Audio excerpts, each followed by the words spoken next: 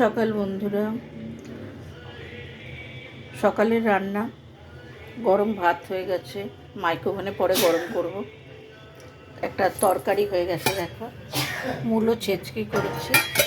আর আজকে মেন না, এটা ভিডিওগুলি ছাড়ি সন্ধেবেলা, সকালে রান্না করি, ভিডিওগুলি ছাড়ি সন্ধেবেলা। দেখো চিংড়ি মাছ করছি, দেখো বন্ধুরা বড় বড় চিংড়ি মাছ নিয়ে এসেছিলো, চিংড়ি মাছ করছি। আজ বৃহস্পতিবার পুজো দিয়ে এসছি বন্ধুরা, পুজো দিয়ে এসছি, পুজো টুজো হয়ে গেছে, হয়ে গিয়ে এবার রান্না বসিয়েছি। একটু বেরোবো, ব্যাংকের কাজ আছে, ওই জন্যে।